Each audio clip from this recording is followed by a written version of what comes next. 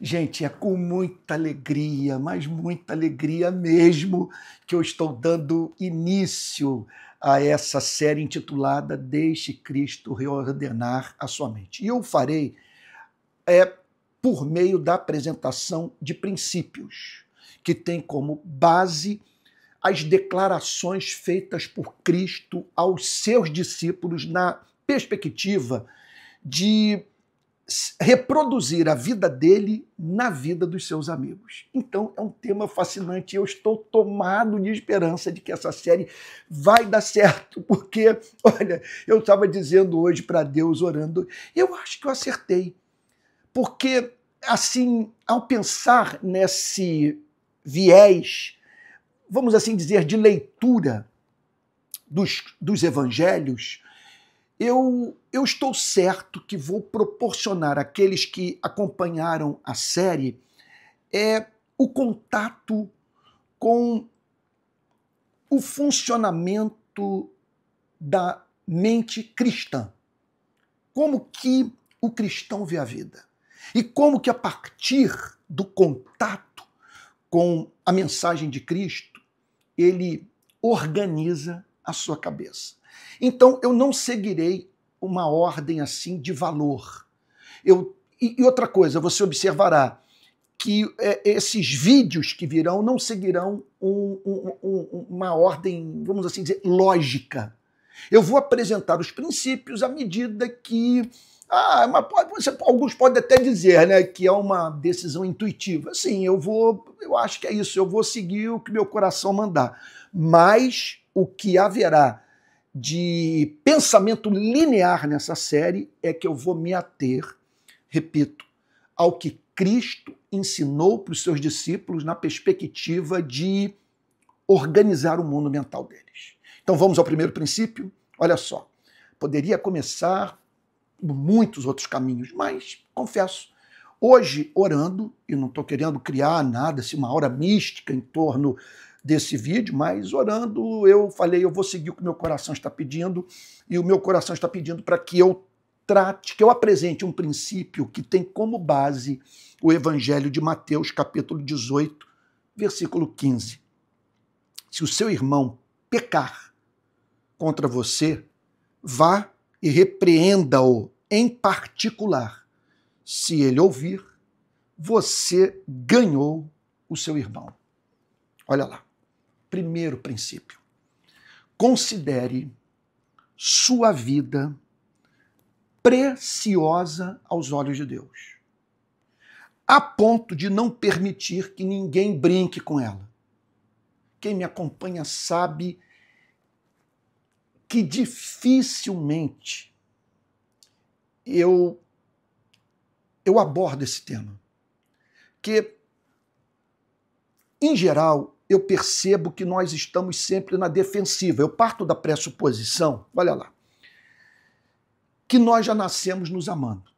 Até quando nós boicotamos a nós mesmos, nós o fazemos por amor. Um amor mal orientado, mas é amor. Então, quando Jesus declara, amarás o teu próximo como a ti mesmo, veja, ele não está nos ensinando a nos amarmos. Ele está partindo da pressuposição que nós nos amamos. E que deveríamos, assim, regular a nossa relação com o próximo a partir do modo como nós lidamos com a nossa própria vida. Agora, contudo, em razão de experiências amargas que eu vivi, por ter me silenciado quando pessoas... Olha, não quero cair aqui no vitimismo, não, mas abusaram do meu amor. Eu passei a considerar esse outro lado da nossa relação com o próximo. O cristianismo nos chama para dar a vida pelas pessoas, mas o cristianismo não nos chama para permitirmos que pessoas brinquem com a nossa vida, de modo a que não deixemos claro para elas que elas não podem fazer isso conosco. Então, eu me lembro de ter lido Freud, numa das obras que eu considero das melhores dele, chamada Mal-Estar na Civilização, de que ele via o ser humano como afligido por 3 espécies de sofrimento. Um que tem a ver com o seu corpo, que é isso, as doenças e tal. O outro tem relação com o que a natureza faz contra a sua vida, os sofrimentos que advêm do contato com a natureza, uma natureza que muitas vezes se volta contra nós na forma de tsunami, na forma de furacão, na forma de terremoto, e por aí vai. E, por fim, Freud destaca aquele tipo de sofrimento que advém dos nossos relacionamentos interpessoais, sabe? Que resulta do mal que pessoas podem perpetrar contra a sua vida, contra a minha vida. Vamos considerar o seguinte: não nego que somos chamados para amar, e amar de modo sacrificial, e doarmos a nossa vida para que pessoas vivam por meio dessa entrega do nosso ser a Deus e ao próximo. Pronto, isso é um princípio basilar do cristianismo. Agora, contudo, você concorda comigo que há gente perversa nesse planeta? Que há pessoas que abusam do nosso amor e que podem fazê-lo de uma tal maneira que nos prejudiquem a ponto de tornarem difícil o nosso serviço ao próximo? Nessas horas, sim, nós devemos, conforme o texto que acabamos de ler, nós devemos deixar claro para essa pessoa que ela, vou usar uma terminologia gasta, que nós não podemos nos relacionar com ela ou com elas de modo a permitir que abusem de nós. Então, nós devemos nos proteger dessa gente. Observe a quantidade de salmos, são 150, mas um número significativo desses salmos trata dos sofrimentos vividos pelos servos de Deus nas mãos de pessoas que os odiavam. São muitas as passagens bíblicas dos salmos nas quais servos de Deus imploram o favor divino a fim de que sejam protegidos da maldade humana. Então você concorda comigo que a gente perversa e que essa passagem que acabamos de ler nos chama a nós nos protegermos dessas pessoas. Olha o que o texto diz: se o seu irmão pecar contra você.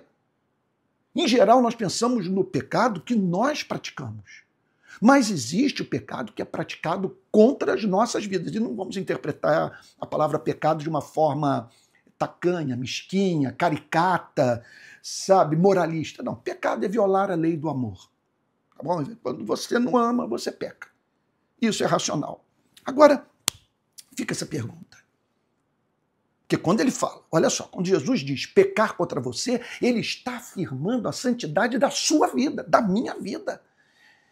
Então ele apresenta esse conceito de que pessoas podem violar a santidade da qual nós somos portadores. E eu estou falando aqui do ponto de vista não do comportamental, estou falando do ponto de vista da nossa origem, da nossa natureza, do que somos aos olhos de Deus.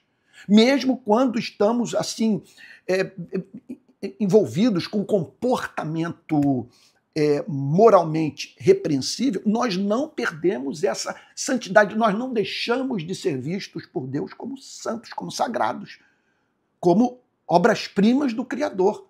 E esse é um elemento de fundamental importância para o reordenamento da nossa vida mental. Sim, é nós compreendermos que somos possuidores de uma dignidade intrínseca ao nosso nascimento. Fomos feitos à imagem e semelhança do nosso Criador e nós não podemos permitir que pessoas brinquem com isso. Agora, como fazer? Vamos lá. Número um. Separando, é claro. Vamos começar pelo basilar, o trivial do inaceitável. É claro que se você fica magoado quando pessoas não ligam no seu aniversário, não te dão boa noite, sei lá, sabe? coisas do tipo, comete um deslize qualquer, sabe? Claro, você está precisando se cuidar. O chamado não é para nós nos comportarmos como mercadoria frágil. Não é para nós perdermos de vista o significado da virtude da longanimidade ou da paciência. Então, muitas coisas nós passamos por alto porque não faz sentido fazermos guerra em torno delas, mas ao inaceitável. Aquilo que nós não podemos permitir que pessoas façam contra a nossa vida. Então você tem alguém do seu relacionamento que usa as redes sociais para atacar a sua dignidade, seu bom nome. Sem um bom nome você não consegue fazer nada na vida. As pessoas simplesmente não vão acreditar em você. Então, é claro, isso é inaceitável. E eu me arrependo de ter sido procurado por uma pessoa que me pediu perdão pelo que ela fez contra mim nas redes sociais.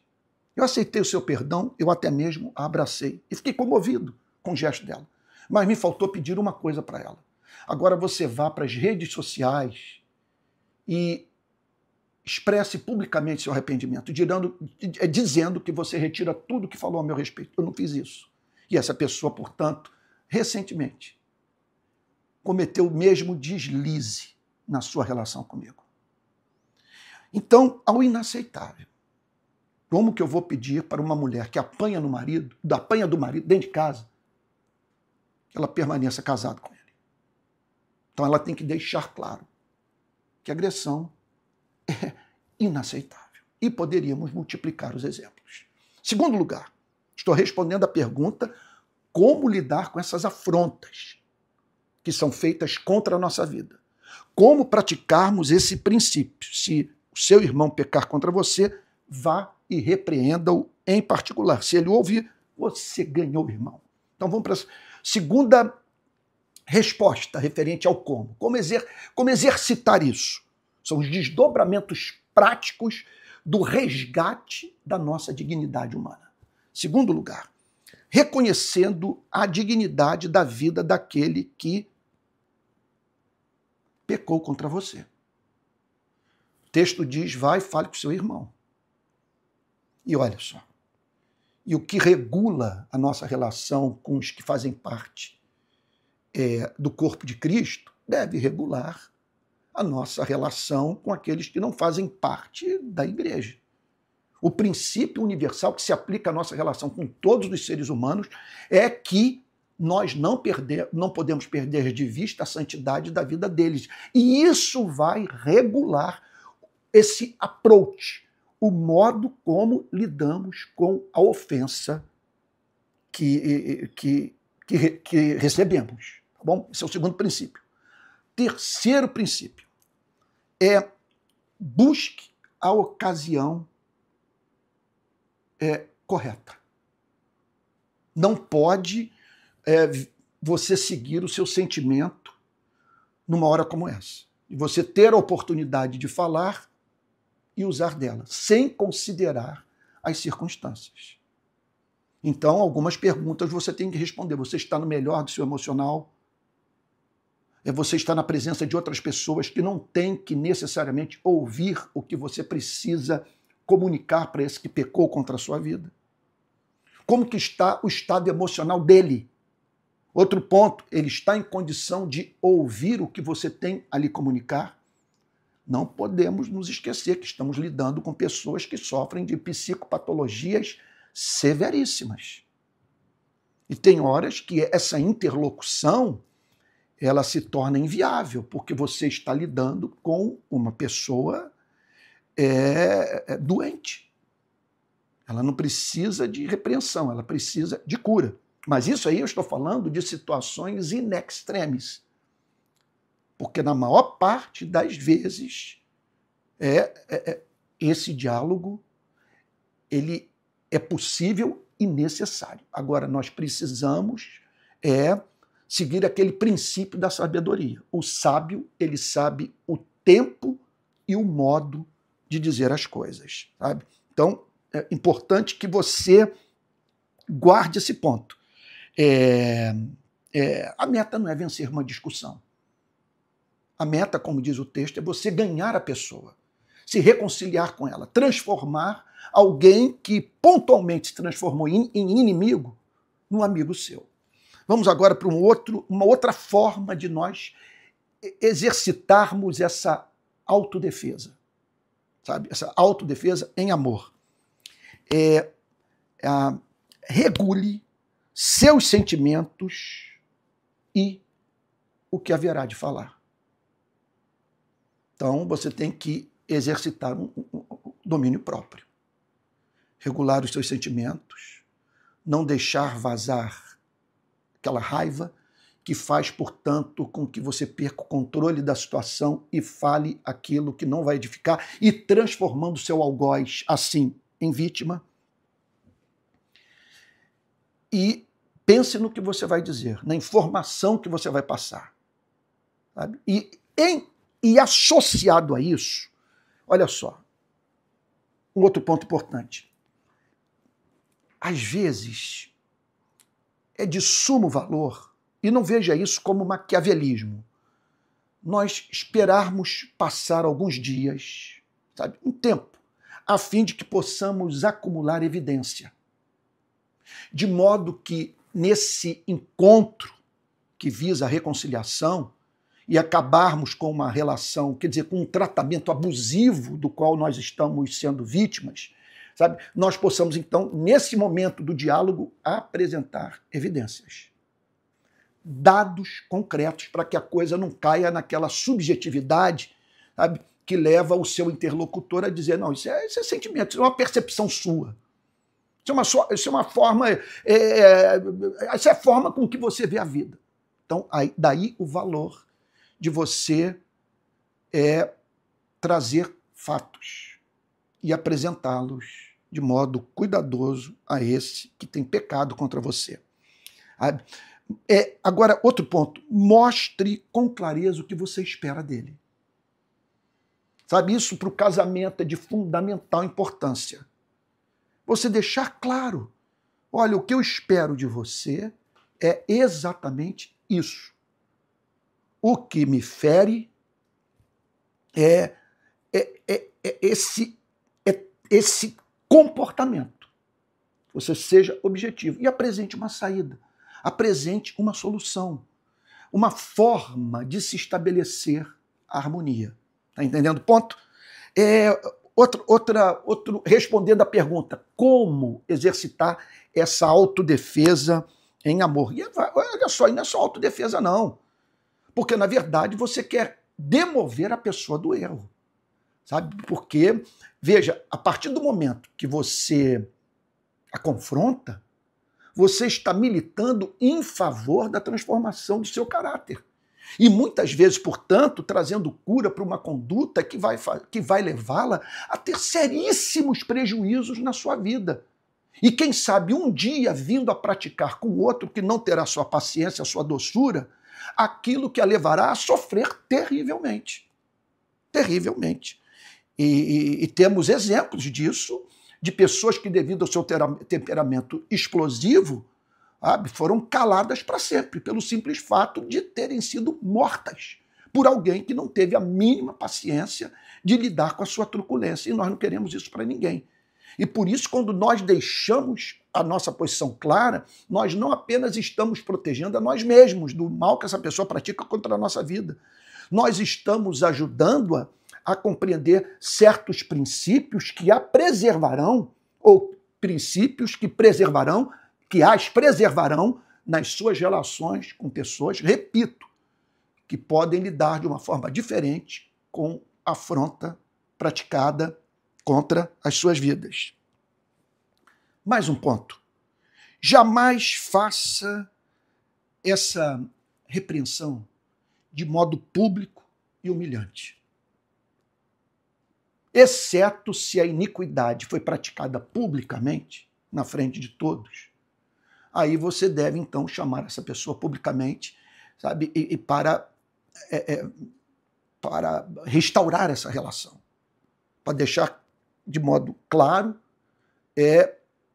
a ofensa da qual você foi objeto. Agora, Não trate publicamente o que pode ser tratado de modo privado. E jamais conduza a conversa de modo a humilhar o seu interlocutor, em especial se ele estiver na frente de outras pessoas. Olha, deixa eu dizer, ontem mesmo eu falava sobre isso com um amigo num jantar. Eu tenho muito medo do modo como eu uso a fala. Eu sei que Deus me deu graça para articular as ideias.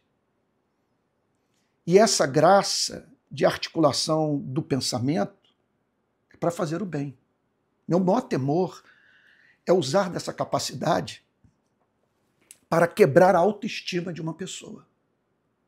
Por isso, eu odeio discussão. Porque eu sei que se eu entrar numa discussão, eu vou usar essa ferramenta. A capacidade de, repito, de expressar o pensamento.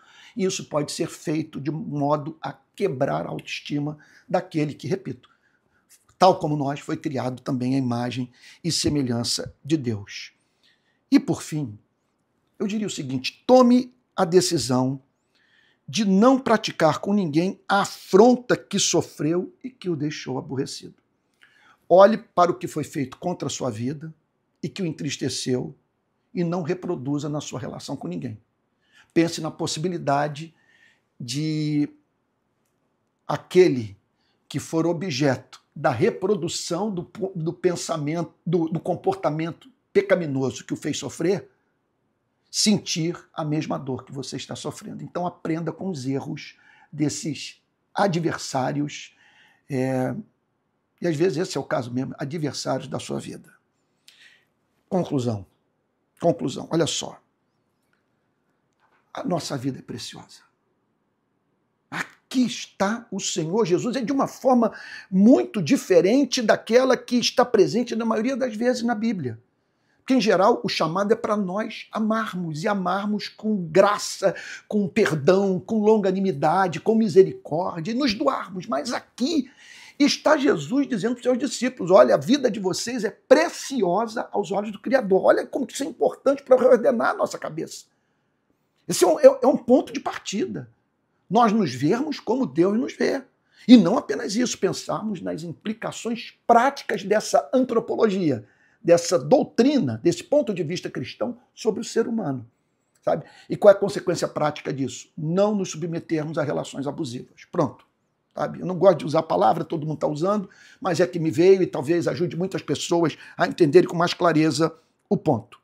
Veja, por que tudo isso? Nós temos também uma marca a deixar no mundo, uma missão a cumprir, vidas a serem transformadas pela nossa vida, seja pelo exercício da nossa profissão ou por uma causa que nós abraçamos.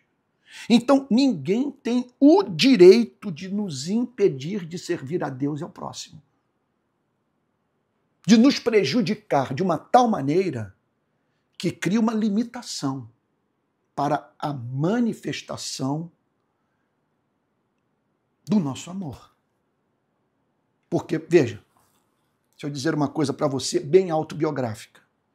Eu deixei de alcançar um bom número de pessoas no Brasil em razão das calúnias que foram ditas ao meu respeito no Brasil. Espalharam por aí que eu sou a favor das drogas, que eu sou a favor... Uma coisa é você ser a favor das drogas, outra coisa é você ser a favor da descriminalização. Me chamaram de abortista, ou de comunista, de extremista, de alguém ligado a determinados políticos e partidos e tal, e por aí vai. Eu fico a pensar que os que levantaram essas calúnias vão ter que dar conta diante de Deus pelo bem que eu deixei de fazer à vida de muitas pessoas que acreditaram nessas mesmas calúnias e que fecharam o coração para o que eu tenho a comunicar a essa gente preciosa. Então, é sobre isso que eu estou falando. Porque esse comportamento como é que eu poderia dizer, que não considera o valor da nossa vida, esse menosprezo, esse ato de brincar conosco, ele pode ter consequências severas para você e para mim, a ponto de representar um cerceamento, uma limitação da nossa utilidade nesse mundo. Isso pode acontecer e nós devemos deixar claro. Agora, deixa eu terminar fazendo aqui um chamado à oração. Sabe? 3 orações você precisa fazer sobre esse ponto e aqui eu concluo. Primeira oração, sabe? Ore antes de você falar com essa pessoa. Peça a Deus graça. Imagine a cena de você se comportando como uma pessoa que não perdeu a ternura. Sabe? E você ali, então, imaginando como você vai lidar com esse homem, com essa mulher que pecaram contra você, ali, e você pedindo, Senhor, Deus, dá-me graça para não perder a razão. Essa é uma coisa. Segunda coisa, segundo motivo de oração, ore para ganhar o irmão. E se você ganhá-lo, agradeça a Deus por ter havido a reconciliação, a restituição, o arrependimento. Agora, caso ele não se arrependa, ore por ele. Porque isso vai ajudá-lo a não se tornar uma pessoa amarga. Ou seja, não permitirá que seja semeado em seu coração o amargor. Agora, tem outro ponto. Ore, porque se essa pessoa persistir no erro, pode ser que Deus saia em nossa defesa. E aí tudo vai ficar muito ruim para ela. Então, é isso. Deixe Cristo reordenar a sua mente. Qual o primeiro princípio? Considere sua vida como preciosa aos olhos do seu Criador, a ponto de não permitir que ninguém brinque com ela. Tá bom? É isso. Olha, essa série eu não tenho coragem de torná-la acessível apenas mediante pagamento. Não, eu me recuso a fazer uma coisa como essa. Então está à disposição de todos nos meus canais. Agora, caso você queira contribuir com o meu canal, eu sugiro que você se torne membro dele, sabe, lá do meu YouTube, ou que você contribua para esse Pix que eu vou lhe dar, palavraplena@gmail.com. Isso me ajudará a viabilizar esse trabalho de ensino que eu espero sempre fazer com absoluta honestidade intelectual. Tá bom? Forte abraço, espero que você esteja agora dizendo, puxa vida, esse recadinho do Antônio fez bem para o meu coração.